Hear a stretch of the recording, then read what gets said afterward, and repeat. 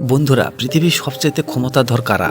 রাষ্ট্রপ্রধান, সামরিক বাহিনী, নাকি কিছু মানুষ যাদের নাম কখনো সংবাদে আসে না, কিন্তু যারা আসলে পুরো পৃথিবীকে নিয়ন্ত্রণ করে? তোমার প্রতিদিনের খাবার, তোমার মোবাইল ফোন, এমনকি তোমার ব্যাংকের টাকা, সবকিছু নিয়ন্ত্রণ করে কিছু পরিবার। তারা রাজা নয়, তারা প্রেসিডেন্ট নয়, কিন্তু তাদের ক্ষমতা পৃথিবীতে যে কোনো নেতার চেয়েও বেশি।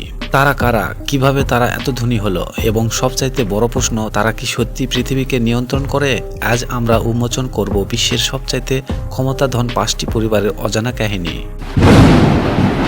1760 সালে জার্মানি এক যুবক, মেয়ার অ্যামশেল রত্নাচান্ড, ব্যাংকিং ব্যবসা শুরু করলেন। সামান্য সোনা ও মুদ্রা বিক্রি করা থেকে শুরু করে তিনি এমন এক ব্যবসা তৈরি করলেন যা পরবর্তী 200 বছর বিশ্বব্যাপী অর্থনৈতিক চলিসাকান্তি হয়ে ওঠে। তার 5 পুত্রকে ইউরোপের বিভিন্ন দেশে পাঠানো হলো: ফ্রান্স, ইংল্যান্ড, ইতালি, অস্ট্রেলিয়া ও জার্মানি। প্রতিটি দেশে তারা ব্যাংকিং সাম্রাজ্য তৈরি করলো। কিন্তু সবচাইতে বড় চমক আসে 1815 সালে নেপোলিয়ান যুদ্ধের সময়। রত্নাচান্ড পরিবার গোপন তথ্য ব্যবহার করে বিশাল সম্পদের মালিক হয়ে ওঠে। বলা হয় তারা লন্ডন স্টক মার্কেটে এমনভাবে ম্যানিপুলেট করেছিলেন যাতে পুরো ব্রিটিশ অর্থনীতি তাদের হাতের মুঠোয় চলে আসে। আজও রত্নাচান্ড পরিবারের বিশ্বের বিভিন্ন কেন্দ্রের ব্যাংকের সাথে প্রযুক্ত। তারা কি এখনও বিশ্ব অর্থনৈতিক নিয়ন্ত্রণ করে? কেউ জানে না, কিন্তু ষড়যন্ত্র তথ্য বলে তাদের ছায়া আজও গোটা বিশ্বে ছড়িয়ে আছে। 19 শতকের শেষ ভাগ, রকফেলার নামের এক যুবক করলেন তেলের ব্যবসা। কয়েক বছরের মধ্যেই তার কোম্পানি স্ট্যান্ডার্ড অয়েল পুরো আমেরিকায় 90% তেলের ব্যবসা নিয়ন্ত্রণ করতে শুরু করলো। তার কৌশল ছিল কঠোর। তিনি তার প্রতিদ্বন্দ্বীদের কিনে নিতেন, না হলে ধ্বংস করে দিতেন। এমন সময় মার্কিন সরকারও ব্যর্থ হয়ে যায় কোম্পানিকে ভেঙে দিতে। কিন্তু ততদিন রকফেলার পরিবার এত শক্তিশালী হয়ে উঠছিল যে তার পুরো মার্কিন অর্থনৈতিক প্রভাবিত করতে পারত। আজও রকফেলারদের হাত বিশ্বব্যাপী বিভিন্ন শিল্প বিকৃত। এখনও গোপনে মার্কিন নীতিমাধ্যমের প্রভাব আছে, এটা রহস্যই থেকে যায়। 1871 সালে নিউ ইয়র্ক বা জিপি মর্গান এমন এক ব্যাংক প্রতিষ্ঠা করলেন যা পরবর্তী শতাব্দী জুড়ে আমেরিকার অর্থনৈতিক চলাকান্তি হয়ে উঠছে। 1853 সালে যখন মার্কিন ব্যাংকিং ব্যবস্থা বসে পড়েছিল, মর্গান সরকারের স্বর্ণ দিয়ে অর্থনৈতিক বাঁচিয়েছিলেন।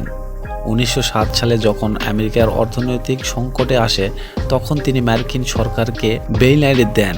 একজন সাধারণ ব্যাংকক কিভাবে একটি দেশের অর্থনীতি বাঁচাতে পারে? এর মানে কি ছিল যে মর্গান পরিবারে আসলে সরকারের নিয়ন্ত্রণ করত? আজও জিপি মর্গান চেজ বিশ্বের বৃহত্তম ব্যাংকগুলো একটি। তাদের কি এখনো সেই পুরনো শক্তি রয়েছে?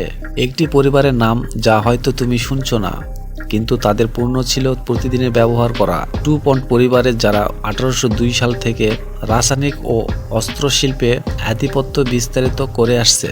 দ্বিতীয় বিশ্বযুদ্ধে যারা মার্কিন সেনাবাহিনীর প্রধান অস্ত্র সরকারে ছিল, আধুনিককালে তাদের কোম্পানি টেফলন, আয়রন এবং অন্যান্য দৈনন্দিন ব্যবহার বস্তু তৈরি হয়েছিল।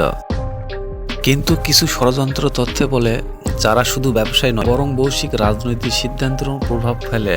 তাদের নাম রথচান্ড বা রকফেলারের মতো বিখ্যাত নয়, কিন্তু তারা বিশ্বের সবচেয়ে ধনী পরিবারে একটি। তারা ওয়ালটন পরিবার, যাদের প্রতিষ্ঠান ওয়ালমার্ট বিশ্বের সবচাইতে বড় খুচরা বিক্রেতা। ওয়ালমার্টের মাধ্যমে যারা শুধু যুক্তরাজ্য নন বরং পুরো বিশ্বর বাজারকে প্রভাবিত করে। সমস্ত পণ্য বিক্রি করলেও তাদের লোভের পরিমাণ বিশাল। কিন্তু কিছু প্রশ্ন হলো, এত বিশাল ক্ষমতা কি? তাহলে এই পরিবারগুলো কি সত্যি পৃথিবীর নিয়ন্ত্রণ করে? তারা কি শুধু সফল ব্যবসায়ী, নাকি তাদের পেছনে আছে আরো গভীর কিছু গোপন তথ্য? বন্ধুরা, আমরা কি আসলে স্বাধীন, নাকি আমাদের প্রতিটি পদক্ষেপ, প্রতিটি কেনাকাটা, প্রতিটি রাজনৈতিক সিদ্ধান্ত সবই তাদের ছকে বাঁধা? সত্যি কি সেটা হয়তো কখনোই জানা যাবে না, কিন্তু এই পরিবারগুলো যে আমাদের জীবনকে নিয়ন্ত্রণ করে সেটা অস্বীকার করা কঠিন। কিংবদন্তি রত্নাচান্ড পরিবারের ভূমিকা রয়েছে $500 মিলিয়ন মার্কিন। সৌদি রাজ পরিবারের মাত্র 3য় স্থানে থাকতে পারে। তালিকায় রয়েছে চীনের অমূল্য নারী। ইতিহাসের সুদীর্ঘ নদীতে বহু পরিবারের নিজেদের স্পষ্ট ও অর্থক সম্পদ দিয়ে বিশ্বের সবচাইতে শক্তিশালী হয়ে ওঠে। পৃথিবীর সবচাইতে শক্তিশালী পরিবারের সমস্যাটি বিশ্বের সবচাইতে ধনী এবং সবচাইতে শক্তিশালী পরিবারকে গণনা করে। 2020 সাল থেকে 2023 সালের বিক্রয় তথ্য থেকে উৎস সম্পন্ন পণ্য বিক্রয় যথাক্রমে $35 মিলিয়ন মার্কিন, $48 মিলিয়ন মার্কিন, $45 মিলিয়ন মার্কিন এবং বছরে বৃদ্ধির হার যথাক্রমে 15%। যদিও এটা বলা যায় না যে সৌদি এবং ত্বকের যত্নের বাজারে লওলিয়ারের এক্সোটিয়া আধিপত্য রয়েছে। লওলিয়ারের অনলাইন অনলাইন বা অফলাইনে সর্বক্ষেত্র বলা যেতে পারে নবম প্যারিস পরিবারের ভূমিকা সম্পর্কে আলোচনা। আরমানি পরিবারের চেতনা আছে 800 মিলিয়ন মার্কিন ডলার। এটি ভারতের অন্যতম ধনী পরিবার। এই সম্পদ মূলত তেল ও গ্যাস থেকে আসে। পরিবারের প্রতিষ্ঠান প্যারিস পরিবারের নীতি ভারতের বৃহত্তম বেসরকারি company Messenger England seed company তৈরি করেন, তেল পরিশোধন এবং বিদ্যুতের কাজে নিয়োজিত। 1980 এর দশকের শেষের দিকে উপনাম শিল্প কোম্পানি ভারতের রাসায়নিকের তথ্য উৎপাদনের একচেটিয়া অধিকার করে। এরপরে এটি পেন্ট্রোকেমিক্যাল কাঁচামালে বিনিয়োগ করতে শুরু করে। মিয়ানমারে 50 বিলিয়ন টাকা বিনিময় করে, যা 6 মিলিয়নের দ্বারা ভারতের পরিশোধের ক্ষমতায়। সময়ের সাথে সাথে পরিবারের সম্পদ ক্রমাগত বৃদ্ধি পেতে থাকে এবং ভারতের বৃহত্তম পরিবারগুলো একটি পরিণত হয়। 19 শতক এবং 20 শতকের গোড়ার দিকে তারা ইউরোপীয় আর্থিক জগতে একটি গুরুত্বপূর্ণ শক্তি হয়ে ওঠে। রত্নাচান্দ্র পরিবারে এত শক্তিশালী ছিল কারণ তাদের সরকার এবং সরকারের সাথে সুসম্পর্ক ছিল।